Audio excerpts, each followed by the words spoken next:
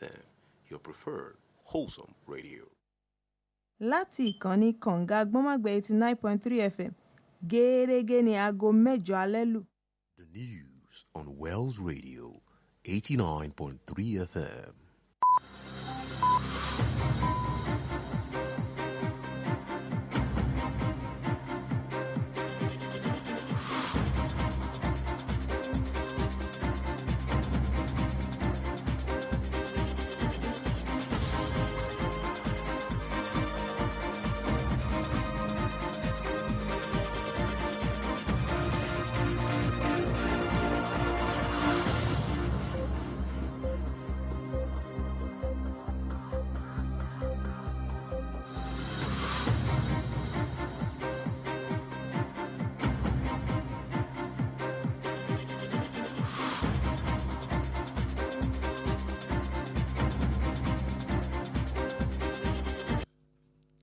Hello, good evening. Here's the national news on Wells Radio 89.3 FM, your preferred wholesome radio. We're reaching you live from Wells Broadcasting House along Alafin Avenue, Oliole Estate, Ibadan. I am Tobi, Owoaje. First, the headlines. Kidnapped Oyo pupils, teachers regain freedom. Tinubu seeks reforms in criminal justice administration. Federal government airlift 39 more Nigerians from South Africa. Fubara presents 1.85 trillion naira 2026 budget. Those are the headlines. Now the news in detail.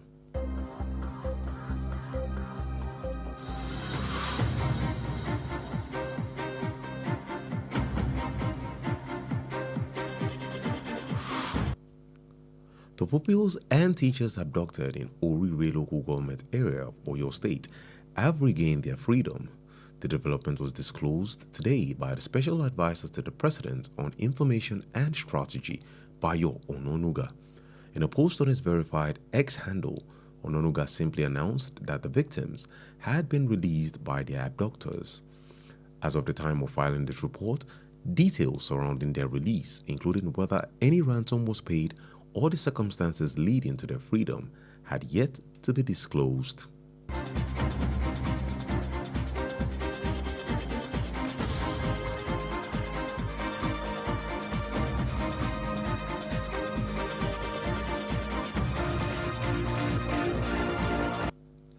President Bola Tinubu has expressed his determination to reform criminal justice administration in Nigeria. To that effect, the president has transmitted a legislative proposal to the Senate. The bill seeks to repeal the Administration of Criminal Justice Act 2015 and reenact the Administration of Criminal Justice Act 2026. The proposed law would provide for establishment of a Criminal Justice Monitoring Council for courts in the Federal Capital Territory and other federal courts across the country.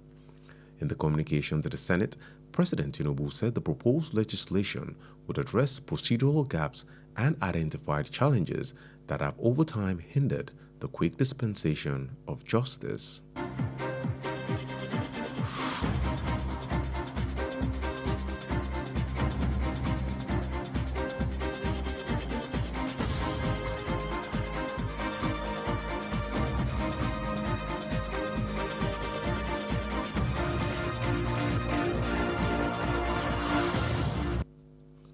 The federal government have evacuated 39 additional Nigerians from Johannesburg, South Africa, aboard an emergency Air Peace flight.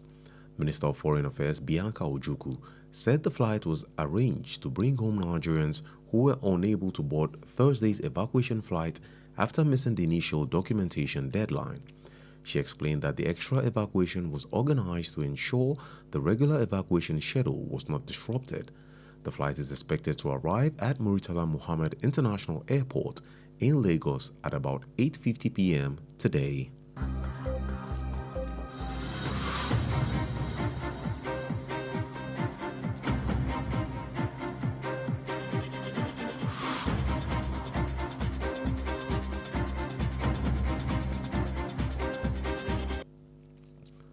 The Federal Airport Authority of Nigeria has dismissed claims circulating on social media that it directed airport taxi operators to replace their vehicles with 2020 model cars before they could continue operating at the nation's airport. The clarification came today after a viral video showed some airport cab drivers appealing to President Bola Tinubu and Nigerians to intervene, alleging that the FAAN had introduced a policy compelling them to purchase vehicles valued at between 18 million naira and 30 million naira, despite the prevailing economic hardship.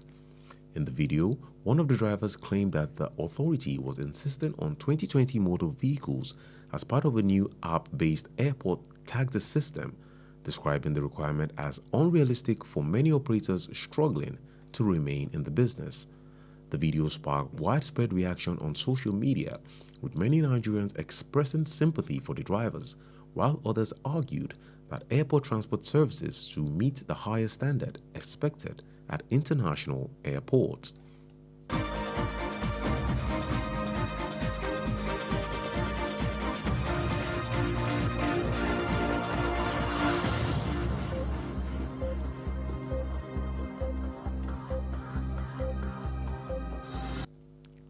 Oyo State Governor Seyi Makinde has formally installed and crowned His Royal Majesty Oba Kehinde Ojedokun as the new Onitabo of Itabo land in Ibarakpa East local government area.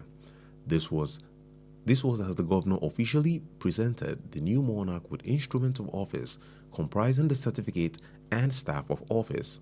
The Commissioner for Local Government and Chieftaincy Matters, Chief Ademola Ojo, who represented the governor, said the coronation has brought an end to a 14-year vacancy on the traditional stool. The governor said the approval for the appointment of the new monarch was strictly in line with the provision of the chief law of Oyo State and established customary procedures governing the selection of Onitabo of Itabo.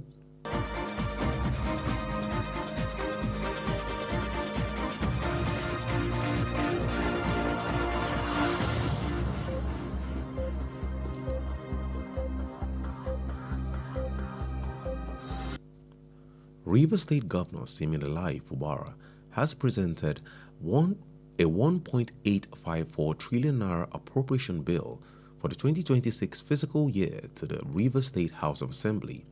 The governor described it as a budget of resilience for growth and development aimed at driving economic growth, infrastructure expansion, and improved service delivery. Presenting the budget before the lawmakers today, Fubara said the proposal was designed to consolidate his administration's achievement despite challenging facing the state. The governor said that the state had remained fiscally stable through prudent management of public resources.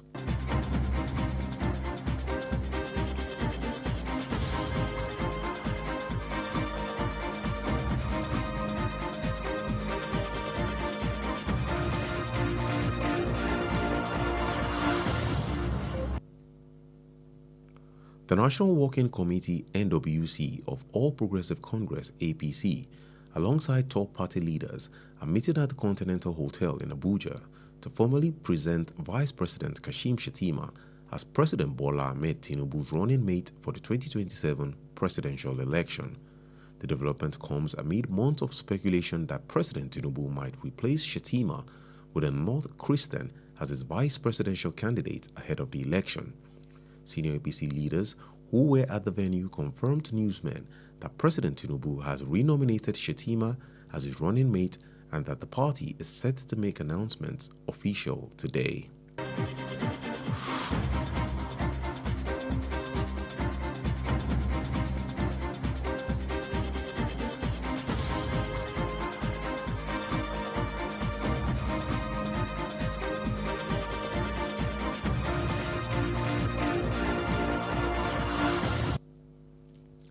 And that's it on the national news. Before we end the news, here are the highlights. The pupils and teachers abducted in Orire local government area of Oyo State have regained their freedom. President Bola Tinubu has expressed determination to reform criminal justice administration in Nigeria. The federal government has evacuated 39 additional Nigerians from Johannesburg, South Africa, aboard an emergency Air Peace flight. The Federal Airport Authority of Nigeria has dismissed claims circulating on social media that it directed airport taxi operators to replace their vehicles with 2020 model cars before they could continue operating at the nation's airports. Oyo State Governor Seyi Makinde has formally installed and crowned His Royal Majesty Oba Kehinde Ojedokun as the new Onitabo of Itabo land in Ibarapa East Local Government Area.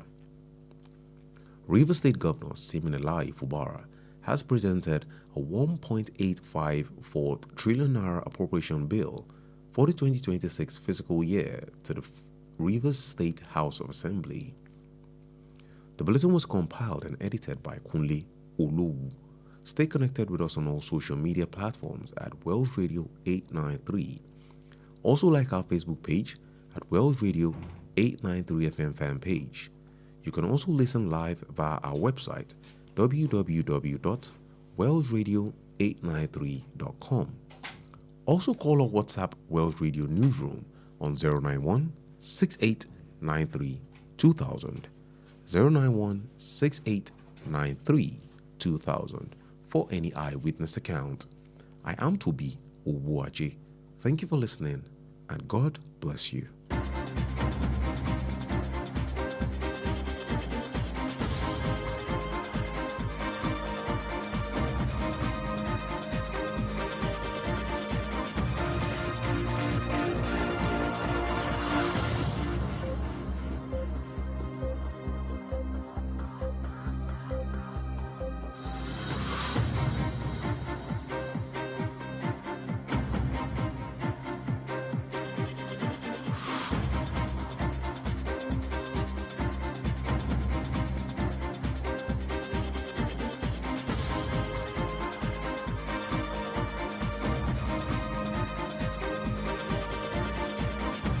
File Emari Kuro, Wells Radio 89.3 FM.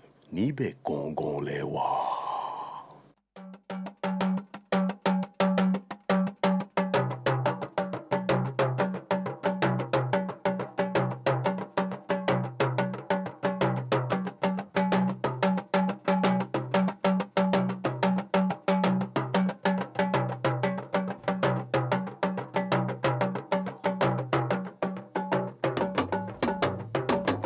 Ẹ káalẹ́ o, àkójọpọ̀ ìròyìn ilé wa ló ń dé sétí gbọ́ yín láti ìkànnì kànga àgbọ̀nmágbẹ̀ Wells Radio 89.3 FM tí a kalẹ̀ sí òpópónà Aláàfin Avenue Olúyọ̀lé Estate Ìbàdàn.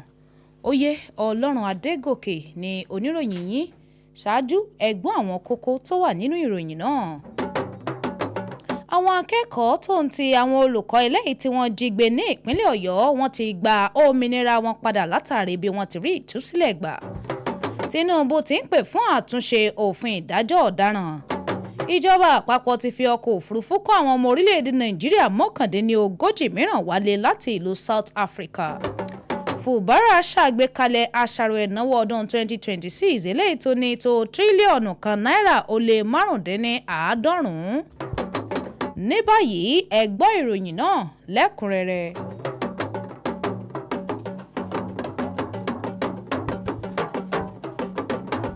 Àwọn akẹ́kọ̀ọ́ tó ń ti àwọn olùkọ́ tí wọ́n gbé lọ ní agbègbè ìjọba ìbílẹ̀ Oríire ní ìpínlẹ̀ Ọ̀yọ́ ó ní wọ́n ti rí ìtúsílẹ̀ wọn gbà padà tí wọ́n sì ti gba òmìnira wọn. Olùdámọ̀ràn pàtàkì sí ààrẹ lórí ìròyìn yún Báyọ̀ Nánúgà ló ṣàfihàn ọ̀rọ̀ náà lónìí látàrí bó ti fò sójú òpó X rẹ̀. Níbẹ̀ ń lọ Nánúgà ti kéde pé wọ́n ti tú àwọn akẹ́kọ̀ọ́ tó ń ti àwọn olùkọ́ ọ̀hún sílẹ̀. Ní àkókò àkójọpọ̀ ìròyìn yìí ẹ̀kúnrẹ́rẹ́ àlàyé nípa bí wọ́n ti rí wọn gbà sílẹ̀ tí wọ́n sì tú wọn sílẹ̀ ẹ̀kúnrẹ́rẹ́ àlàyé nípa rẹ̀ kò tíì tẹ̀ wá lọ́wọ́. Ààrẹ Bọ́lá Tinubu ti ṣàfihàn ìpinnu rẹ̀ láti ṣe àtúnṣe òfin ìdájọ́ àwọn ọ̀daràn lórílẹ̀‐èdè Nàìjíríà láti mú wá sí ìmúṣẹ. Ààrẹ ti fi àbọ̀ òfin ṣọwọ́ sílé ìgbìmọ̀ asòfin àgbà orílẹ̀‐èdè yìí. àbọ̀ ọ̀hún ló ń pè fún àtúnṣe ìwé òfin ìdájọ́ àwọn ọ̀daràn tó jẹ́ tọdún 2015 láti túnṣe sọ́di ti ìwé òfin ìdájọ́ ọ̀daràn tọdún 2026. Àbọ̀ òfin ọ̀hún yóò pèsè ìdásílẹ̀ ìgbìmọ̀ alábòójútó ìdájọ́ ọ̀daràn fún àwọn ilé ẹjọ́, lára rẹ̀ nílé ẹjọ́ ti FCT tó fi mọ́ àwọn ilé ẹjọ́ mìíràn tó jẹ́ ti ìjọba àpapọ̀ lórílẹ̀‐èdè Nàìjíríà.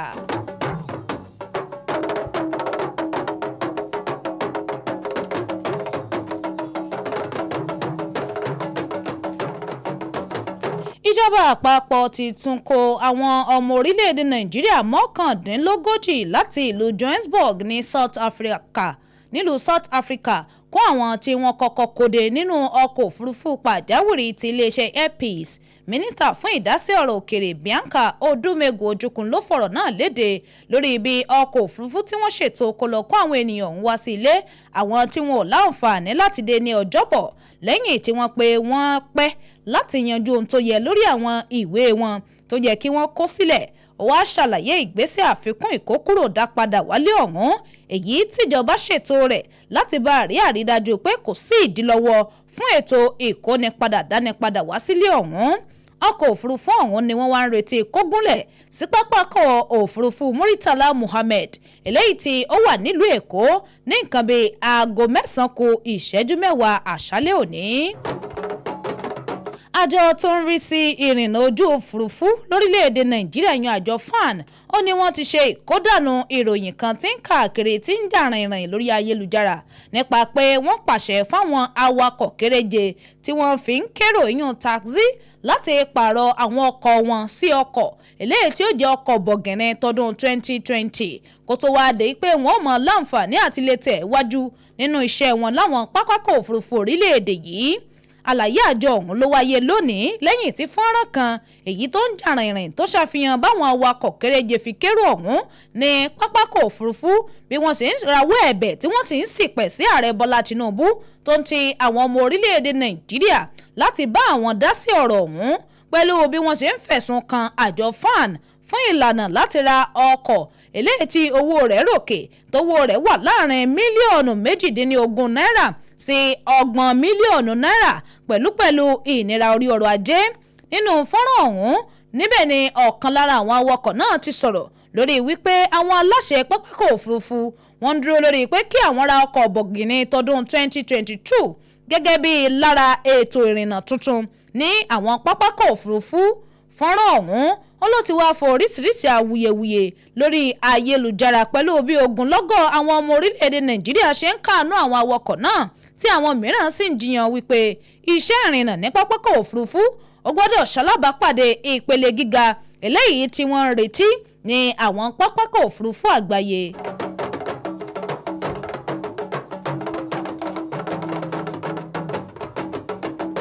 Gómìnà ìpínlẹ̀ Ọ̀yọ́ Ṣèyí Mákindé ló ti fi ọba tuntun jẹ iyún ọba Kẹ́hìndé Ọ̀jẹ̀dòkun gẹ́gẹ́ bí onítàbó tìlú Ìtàbó tuntun níjọba àbílẹ̀ apá ìlà oòrùn Ìbàràpá. Èyí ló wáyé bí gómìnà ṣe fún orí adé tuntun ọ̀hún láwọn irinṣẹ́ ọ́fíìsì rẹ̀ tó fi mọ́ ìwé ẹ̀rí tó ń ti ọ̀pá àṣẹ. Kọmíṣánná fún ọ̀rọ̀ ìjọba ìbílẹ̀ tó ń ti ọ̀rọ̀ tó ní í ṣe pẹ̀lú lóyè olóyè Adémọ́lá Òjó ẹni tó lọ ṣojú gómìnà ó sọ̀rọ̀ níbi ayẹyẹ ìwúyè náà ìpè ìgbésẹ̀ ọ̀hún ló fòpin sí àyà adarí ìbílẹ̀ eléyìí tó ti ṣòfò ní ìlú ọ̀hún fún bíi ọdún 14 gbáko. Gómìnà sọ̀rọ̀ nípa bí ìjànlóǹtẹ̀ ìyànsípò ọba tuntun ọ̀hún bó ti ṣe bá ìlànà òfin lóyè ìpínlẹ̀ Ọ̀yọ́ mu tó fi mọ́ ìlànà ìbílẹ̀ eléyìí tó ní í ṣe pẹ̀lú ìyànsípò ọba onítàbó tìlú Ìtàbó. Gómìnà ìpínlẹ̀ Rivers Siminalayi Fubara ló ti ṣàgbékalẹ̀ àbá òfin ti ètò ìnáwó ọdún 2026 lówó tó jẹ́ tírílíọ̀nù kan náírà ó lé ní ọ̀tàléníẹgbẹ̀rin-dín-mẹ́fà ló ṣàgbékalẹ̀ rẹ̀ ní ilé ìgbìmọ̀ asòfin ìpínlẹ̀ Rivers. Gómìnà wá ṣàpèjúwe rẹ̀ gẹ́gẹ́ bí àṣàrò ìnáwó tó ní í ṣe pẹ̀lú ìfaradà fún ìdàgbàsókè eléyìí tó ń fojú sun ọ̀nà láti fi wakọ̀ ìdàgbàsókè ọrọ̀ ajé, ìmúgbòòrò ohun amáyédẹrùn tó fi mọ́ ìmúdára lẹ́ka ìjíṣẹ́ ìlú. Ní àkókò tó ń ṣàgbékalẹ̀ àṣàrò ìnáwó ọ̀hún lónìí, Fubara sọ̀rọ̀ lórí pé àbá náà ló jẹ́ ṣíṣàgbékalẹ̀ láti fi lè jẹ́ kí àṣeyọrí ìjọba ọ̀hún sarajọ pẹ̀lú àwọn ìdojúkọ ní ìpínlẹ̀ ọ̀hún.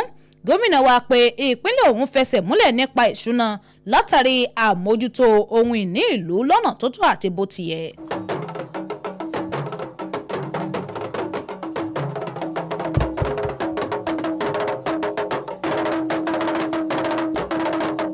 Ìgbìmọ̀ àmúṣẹyẹ ẹgbẹ́ òṣèlú APC pẹ̀lú àwọn olórí ẹgbẹ́ òṣèlú náà ni wọ́n ti ń ṣe ìpàdé lọ́wọ́ nílé ìtura Continental eléyìí tó wà nílùú Àbújá láti fa igbákejì ààrẹ Kazeem Shettima sílẹ̀ gẹ́gẹ́ bí ẹni tí òun àti ààrẹ Bọ́lá Tinubu yóò tún jọ díje dupò nínú ètò ìdìbò ààrẹ lọ́dún 2027 yìí tí wọ́n jọ kọ́wọ́rìn láti dupò ọ̀hún.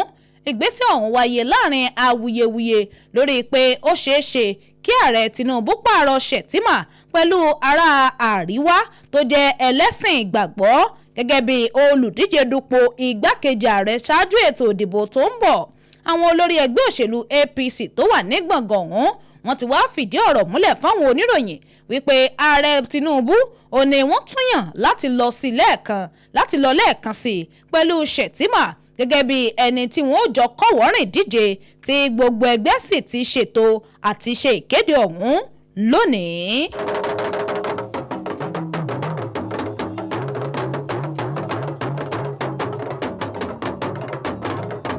Èyí lópin àkójọpọ̀ ìròyìn ilé wa fún ti alẹ́ òní, ṣùgbọ́n kí n tó máa lọ ẹ̀gbọ́n àwọn kókó tó wà nínú ìròyìn náà lẹ́ẹ̀kan sí i. Àwọn akẹ́kọ̀ọ́ tó ń ti olùkọ́ ilé tí wọ́n jí gbé ní agbègbè ìjọba ìbílẹ̀ Oríire ní ìpínlẹ̀ Ọ̀yọ́ wọ́n ti gba òmìnira wọn padà látàrí bí wọ́n ti tú wọn sílẹ̀. Ààrẹ Bọ́lá Tinubu ṣàfihàn ìpinnu rẹ̀ láti ṣe àtúnṣe òfin ìdájọ́ ọ̀daràn lórílẹ̀‐èdè Nàìjíríà. Ìjọba àpapọ̀ ti kó àwọn ọmọ orílẹ̀‐èdè Nàìjíríà 39 kúrò nílùú Johannesburg ní South Africa. Àjọ tó ń rí sí ìrìnnà ojú òfurufú FAAN wọ́n tako ọ̀rọ̀ kan eléyìí tí ń káàkiri lórí ayélujára nípa pé wọ́n darí àwọn awakọ̀ akérò kéréje láti pààrọ̀ ọkọ̀ wọn pẹ̀lú ọkọ̀ bọ̀gìnì tọdún 2020 kó tó di pé wọn yóò láǹfààní àti tẹ̀síwájú lẹ́nu iṣẹ́ wọn ní pápákọ̀ òfurufú lórílẹ̀‐èdè yìí. Gómìnà ìpínlẹ̀ Ọ̀yọ́ Ṣèyí Mákindé ti fi ọba tuntun jẹ nílùú Ìtàbó ẹni tí í ṣe Kẹ́hìndé Ọ̀jẹ̀dòkun ló jẹ onítàbó ilẹ̀ Ìtàbó ní apá ìlà oòrùn ìjọba ìbílẹ̀ Ìbàràpá. Gómìnà ìpínlẹ̀ Rivers Siminalayi Fubara ló ti ṣàgbékalẹ̀ àbá òfin ìṣúná ọdún 2026 èyí tó ní tírílíọ̀nù kan náírà ó lé ní ọ̀tàléní-ẹgbẹ̀rin-dín-mẹ́fà ó ṣàgbékalẹ̀ rẹ̀ ní ilé aṣòfin ìpínlẹ̀ Rivers. Èyí lópin àkójọpọ̀ ìròyìn ilé wa fún ti alẹ́ òní. Àkójọpọ̀ tó ń ti àtúntò ìròyìn náà ló wáyé látọwọ́ Kúnlé Olówù. Ẹ darapọ̀ mọ́ wa lójú òpó ayélujára wa gbogbo Wells Radio 893 lójú òpó ìkànnì ìbánidọ́rẹ̀ẹ́ Facebook wa Wells Radio 893 FM fanpage lórí ìtàkùn àgbáyé www.wellsradio893.com fún àwọn ìròyìn eléyìí tó bá ṣojú yín tẹ́ fẹ́ kàn sí wa lé lórí ẹ kàn sínú kulu ìkóròyìnjọpọ̀ wa lórí nọ́mbà yìí 09168932000. Oyè Ọlọ́run Adégòkè ni oníròyìn yín. Ẹ ṣeun tẹ́ ń gbọ́ wa o. Ọlọ́run yóò bùkún fún yín. Oorun ayọ̀ láòsùn.